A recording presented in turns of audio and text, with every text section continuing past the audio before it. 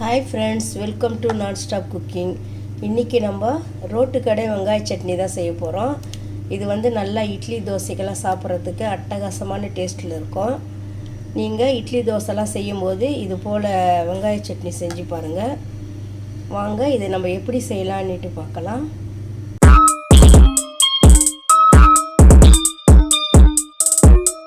நம்ம இப்போ இந்த ரோட்டு கடை வெங்காய சட்னி செய்ய போகிறோம். இதுக்கு 2 பெரிய சைஸ் வெங்காயம், 2 பெரிய சைஸ் தக்காளி, 5 பச்சை மிளகாய் பாருங்கள். இந்த அளவுக்கு நான் எடுத்திருக்கேன். உங்களுக்கு காரத்துக்கு தகுந்த மாதிரி நீங்கள் சேர்த்துக்கோங்க. இது 2 டேபிள் ஸ்பூன் கடலைப்பருப்பு, 2 டேபிள் ஸ்பூன் பொட்டுக்கடலை.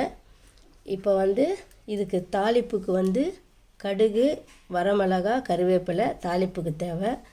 வாங்க நம்ம இதை எப்படி செய்யலான்ட்டு பார்க்கலாம்.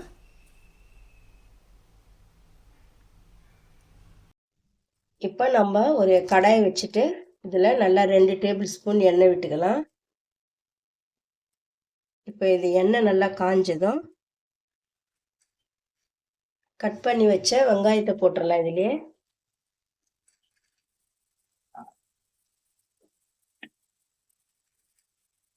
இப்போ இந்த வெங்காயம் நல்லா வதக்கி விடணும். இப்போ நம்ம எடுத்து வச்ச கடலை பருப்பையும் இதிலேயே போட்டுடலாம். பச்சை மிளகாவையும் போட்டுடலாம் இதுவே. இப்போ இதை நல்லா வறுத்துக்கலாம்.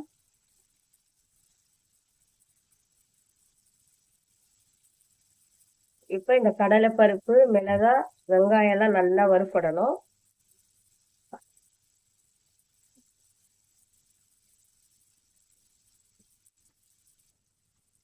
இப்போ இந்த கடலை பருப்பு, வெங்காயம், பச்சை மிளகாய்லாம் நல்லா கொஞ்சம் வதங்கிடுச்சு பாருங்க. இதுலேயே நம்ம கட் பண்ணி வச்ச தக்காளி போட்டுக்கலாம்.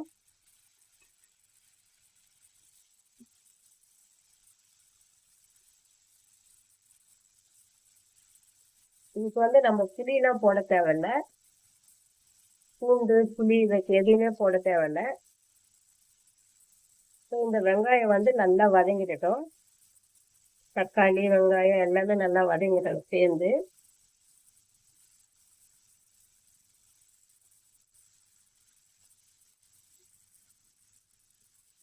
இப்போ இந்த தக்காளி, வெங்காயம் எல்லாமே நல்லா வதங்கிட்டுருக்காங்க. இந்த அளவுக்கு தான் வதங்கணும்.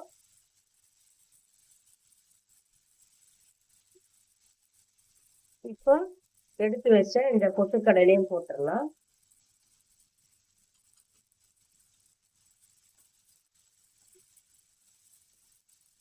இது ஒரு 2 கலர் கிளறிட்டு நம்ம ஆஃப் பண்ணிக்கலாம்.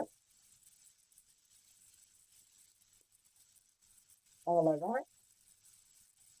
இப்போ இதெல்லாம் எல்லாமே நம்ம வதக்கிட்டோம். இப்போ ஸ்டவ் ஆஃப் பண்ணிட்டு இதை ஆற வச்சுட்டு நம்ம மிக்ஸி ஜாரில் அரைச்சிக்கலாம்.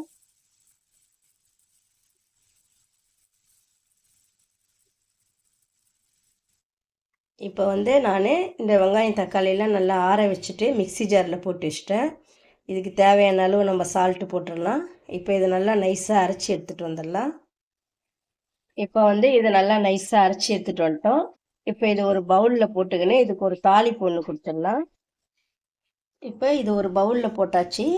இப்போ இந்த நம்ம அரைச்ச மிக்ஸி ஜாரில் கொஞ்சம் தண்ணி விட்டு நல்லா கழுவி விட்டுக்கலாம். இந்த அளவுக்கு இருக்கணும். நம்மளுக்கு ரொம்ப கட்டியாக இருக்கக்கூடாது, கொஞ்சம் தண்ணியாக இருந்தால் தான் நல்லாயிருக்கும். இது நல்லா இது போல் கலக்கி விட்டுடலாம். பாருங்கள், இந்த அளவுக்கு நம்மளுக்கு இருக்கணும்.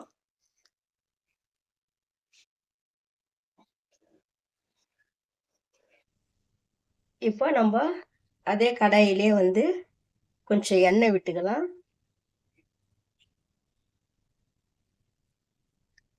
தாளிப்புக்கு ஒரே ஒரு டீஸ்பூன் எண்ணெய், ஒரு அரை டீஸ்பூன் கடுகு போட்டுக்கலாம். இது கொஞ்சம் நல்லா பொரிஞ்ச உடனே ஒரு வரமிளகாவை 2ஆ கிள்ளி போட்டுக்கலாம். இது நல்லா கொஞ்சம் பொரிஞ்சுக்கிட்டோம். கடுகு நல்லா பொரிஞ்சு